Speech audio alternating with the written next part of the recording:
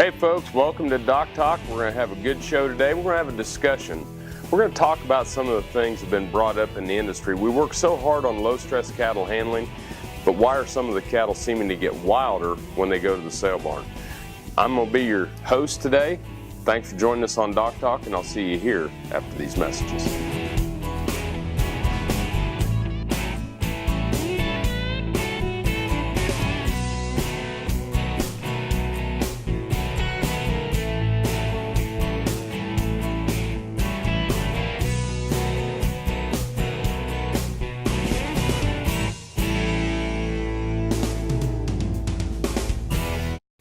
Closed captioning brought to you by Ag Promo Source. Together we grow.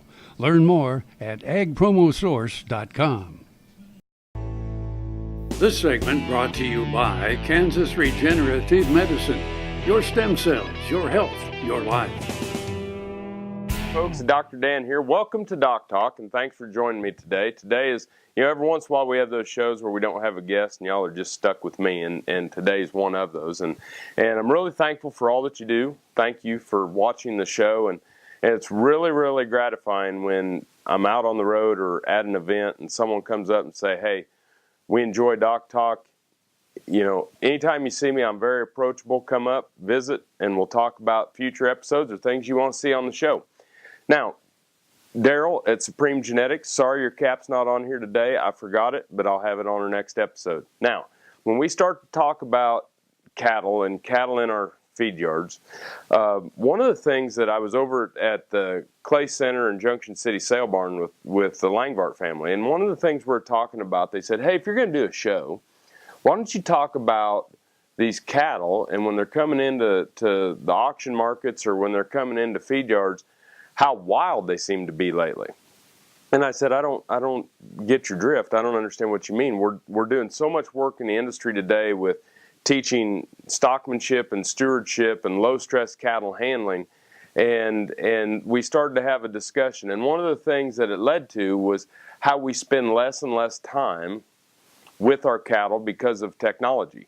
And some of the things that we started discussing are, now we're feeding cattle in fence line bunks where we don't have to get out, open the gate, drive in, feed the cattle in the bunk system. We just pull up with the feed mixer, dump out the supplement, and move on.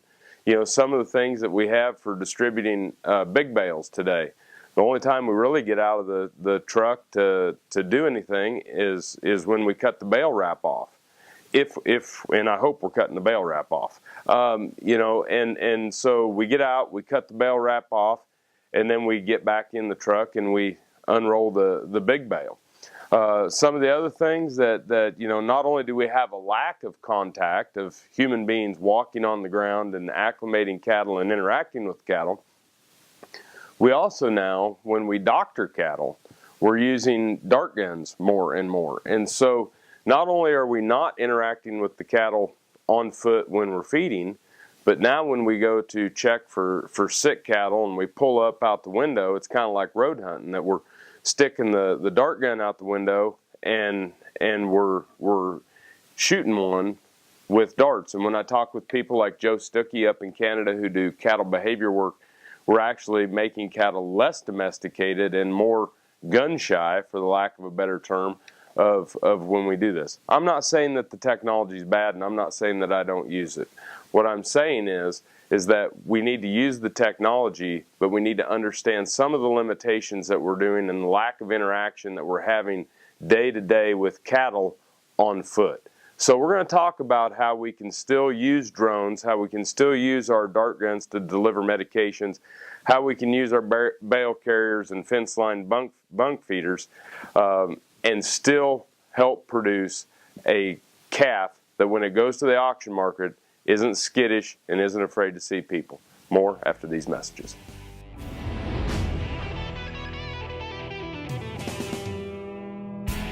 Watch Ag AM in Kansas online at agaminkansas.com. Valley Vet Supply is devoted to providing information and professional quality products at reasonable prices.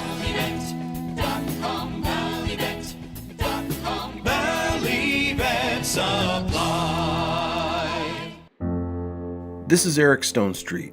And as many of you know, I love my home state of Kansas. In March, Kansas ranchers lost homes, equipment, and thousands of cattle from the largest wildfires in the state's history. Imagine losing all you have in a fire. Not just your house, but your livelihood. Ranchers are beginning to rebuild, but it will take years and tens of millions of dollars to build back herds, fences, and other infrastructure.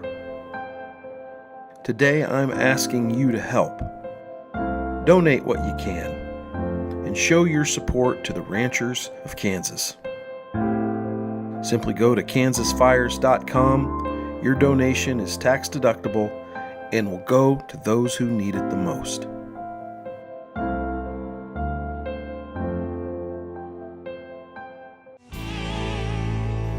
This segment brought to you by Santa Fe Trail Meats in Overbrook. Visit us online at sftmeats.com.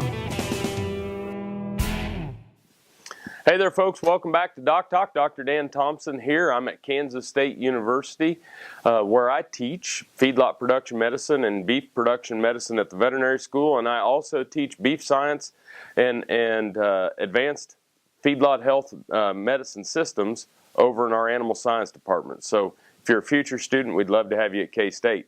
One of the things that we're talking about today is the use of technology and the lack of interaction. And as we were discussing here with the staff during the break, you know, it's not just with cattle, we kind of do it with people too.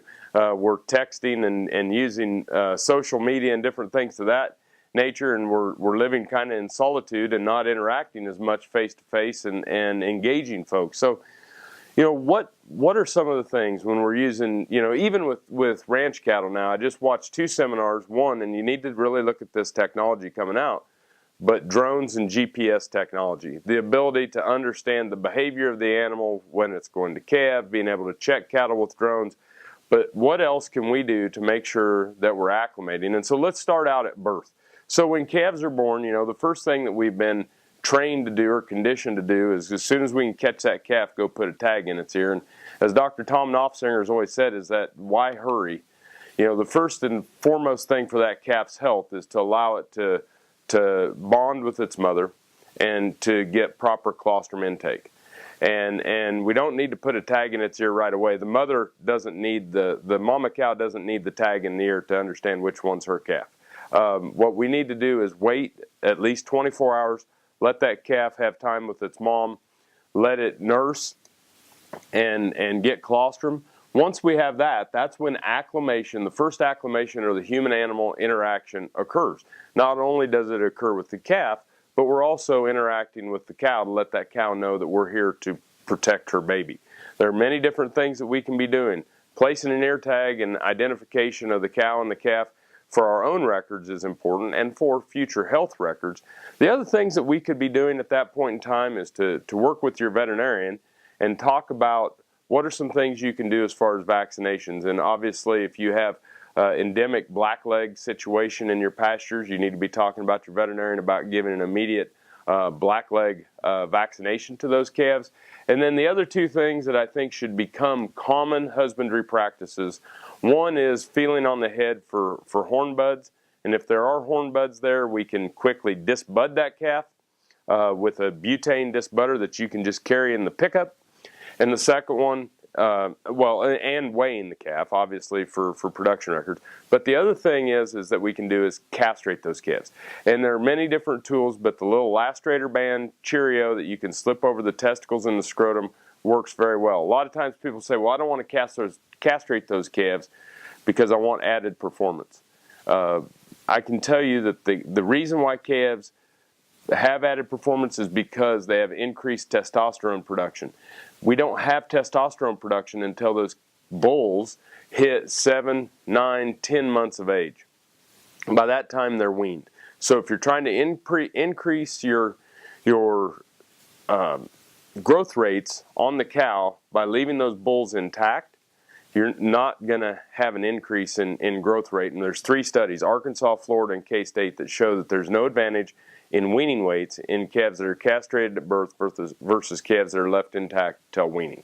You will, however, incur an incredible deduction in the price of those calves, because feed yard operators understand that if we have to castrate those calves upon arrival, we're going to have increased morbidity or increased bovine respiratory disease. More after these messages.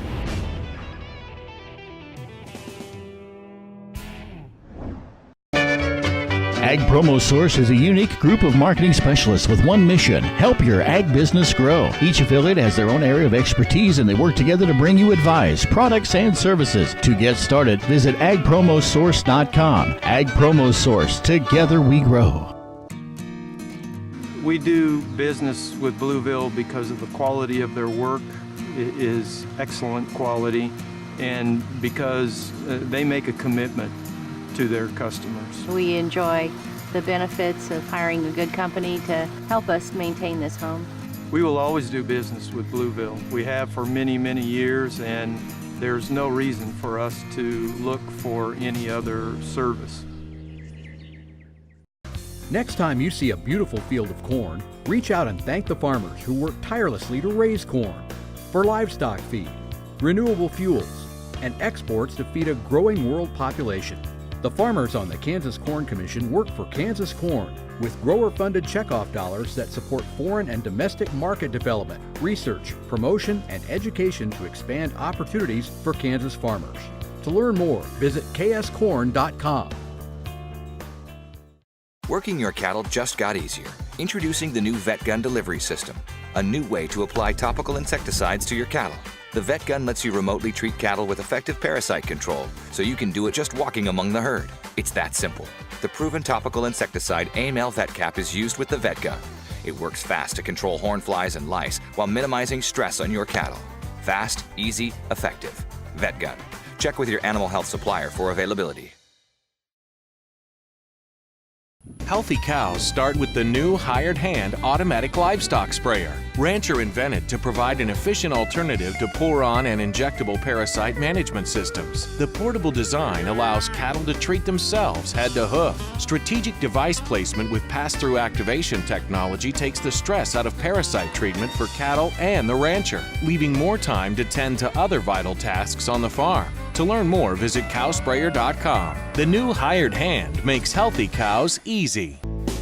This segment brought to you by Kansas Soybean Commission. Progress powered by Kansas farmers.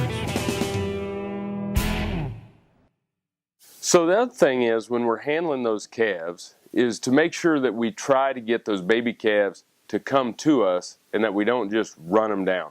We want to use good animal husbandry techniques. We don't want to chase down the calf, grab the calf, throw it in the cab, have the cow jump in the cab with us, that type of rodeo. We all have those types of stories. Instead, what we want to do is acclimate the calf that we're its friend, that we're its caregiver. We want to let the cow know that we're here to help her baby and help her whenever they need caregiving. So go on PAC DVM's website. You can go on the Beef Cattle Institute's website here at Kansas State University. Kurt Pate is another place to Google and understand how to interact with that baby calf and at the point in time. So the next time that we're going to probably handle these calves is going to be at turnout or at branding. And it's this point in time where when we start to talk about the interaction with the calf, you know, applying good, sound, low-stress cattle handling techniques. The first thing we're going to do probably is sort the cows and the calves.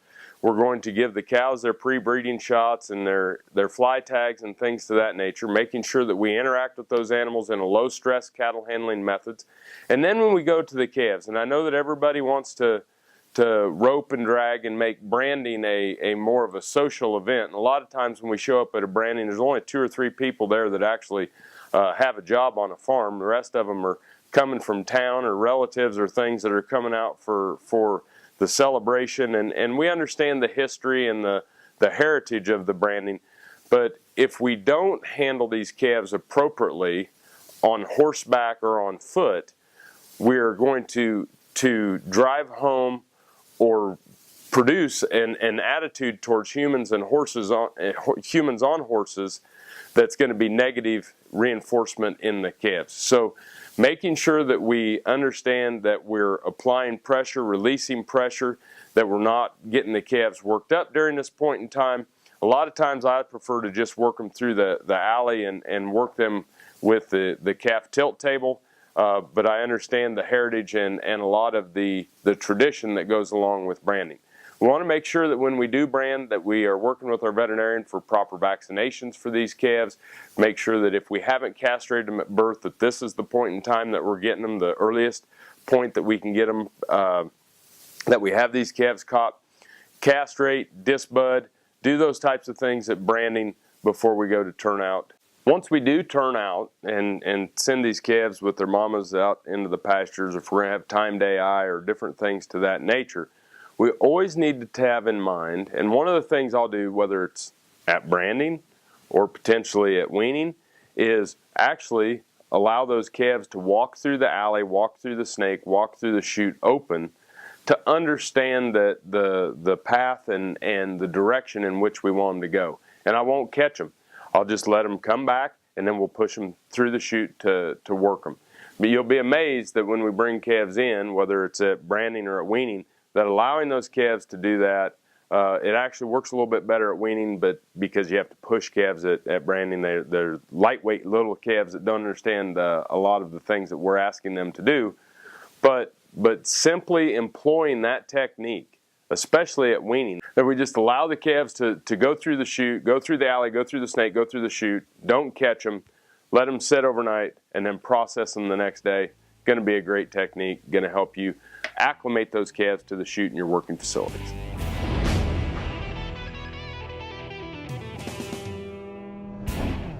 Soil is the life of a farm, and for 25 years, SureCrop Liquid Crop Nutrition has helped growers produce abundant quality crops while preserving and improving the soils they steward. SureCrop offers complete soil and plant analysis with cropping recommendations, delivery direct to your on-farm storage, and quality crop nutrition custom blended for your field. Choose SureCrop for the assurance of excellence for your soil. Call today or visit their website for more information. Did you know long-range planning through the checkoff can help keep your business profitable? To successfully pass on cattle operations from one generation to the next, it's important to promote beef and keep farms and ranches profitable. Your beef checkoff helps do that. We're Jurger's Cattle Company, cow-calf operation primarily with a small replacement heifer operation. We started our operation in 2012, but we expanded on my father-in-law's operation, who started in the 70s, and built off his expertise and his knowledge and have taken and grown it to what it is today. We span about 4 different counties in North and South Carolina, running about 1,000 acres with 350 roughly head of mama cows. My husband and I and my son and my father-in-law operate together. About 2 years ago, we decided to make the switch to become all-natural producers.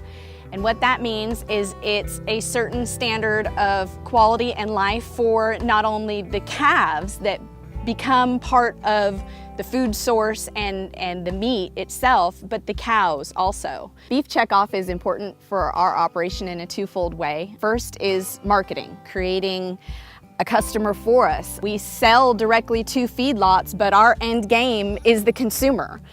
We want to create a product for the consumer that they desire, that they want to go back to the supermarket or steakhouse and they want more beef.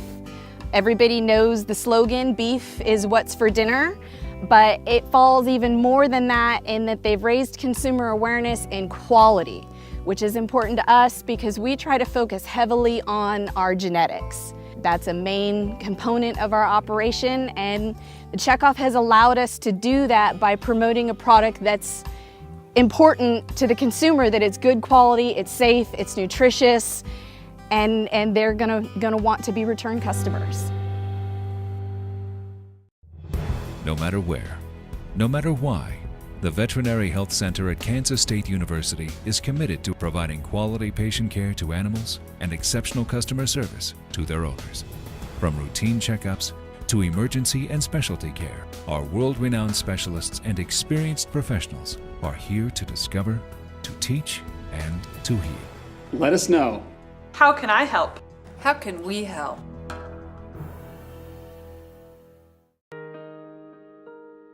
I'm Rexanne Struve, veterinarian in Western Iowa. I have a veterinary clinic and started doing stem cell therapy on dogs in August of 2014. And after the first 2 dogs, after 3 weeks, I saw such dramatic results. I said, hey, I have arthritis. I have joints, really need this help. Where can I go to get this done? I had stem cell therapy done in November of 2014 on my finger joints, my hip, and the ball of my left foot, all of which I'd had real severe problems with. Saw a pretty dramatic improvement in a short amount of time. I would certainly recommend that somebody don't wait until I'm in the position that I was in with the damage already done to my joints. I encourage veterinarians to use it for their animals, and I encourage anybody who sees this video, if you have need, get in contact with these people, because this is a phenomenal place to have this done. This segment brought to you by Kansas Farm Bureau, the voice of agriculture. To join today or more information, go to kfb.org or find us on Facebook or Twitter. So what are some of the things we can do with the things we mentioned earlier? And you know, when we talk about the fence line bunks, maybe it's something that after we feed, just getting out of the tractor and taking a walk around the animals. While they're interested in the feed, they also bump into you. They get used to having you around on foot. That will calm the cattle down. When we unroll hay bales in the winter and cut the baling twine off, a lot of times what I'll do, you know, obviously we want to get a head count to make sure everybody's accounted for when we're feeding. And so we'll go ahead or when we're putting cake out and a hay bale, we'll go ahead and unroll that bale and spend some time with the animals. Get out, walk through them, look at them, evaluate the animals. But more importantly, what I'm doing is not just getting a count or not just taking a look at the animals. I'm walking through those animals and acclimating them there. If a cow stops and asks me to give her direction, I'll apply some pressure until she moves, acclimate her to my commands, and then move on to the rest of the group. But it just gets them used to seeing you. When we look at sick animals or animals that we're going to dart, one of the things we want to make sure that we're doing, if we aren't spending time with these animals at the time of feeding or times that we're non-threatening and we're just stopping, rolling down the window and shooting one with a dart, you know, we need to think about how these actions can be employed. Because I can tell you from the comments that have been made to me from people at auction markets, as these animals are wilder, they obviously incur more injuries. If they're wilder going into a sale barn that has concrete flooring, which a lot of them do, when they first interact with human beings, you'll wind up with animals that will get spinning their toes on the concrete, and we wind up with toe abscesses when those calves arrive at the feedlot. We can get people injured at auction markets that are working with cattle in confined spaces and things to that nature. So above all, we do all this work all year long in planning the feeding, planning the breeding, planning our pastures, getting our leases set up. And it all comes down to that sale day of when we're going to get our asking price or get a price for those calves that we have produced. Taking the time to acclimate your cattle, spend time with your cattle, get out of the tractor can be as valuable to the sale price of your calves on sale day and the health of your cattle and the decrease in rejected loads or rejected cattle for injuries or things to that nature as a vaccine or different things that we could do. At the end of the day, judicious antibiotic usage is going to be important. People will start to recognize that the practices that we do on the farm to make sure that we have low stress and decrease the amount of stress that occurs on the farm, preparing those calves properly to go on to the next change of address so that when they have interactions with humans, they have decreased stress, which decreases morbidity, which increases the asking price or the sale price of your calves when you take them to market. Thanks for watching DocTalk today. Remember to always work with your local veterinarian, and if you want to know more about what we do at DocTalk, you can find us at www.doctalktv.com. I'm Dr. Dan Thomson here from Kansas State University. Thanks for joining me today, talking about something that I think is very important, human-animal interaction, and I'll see you down the road. Closed captioning brought to you by Ag Promo Source. Together we grow. Learn more at agpromosource.com.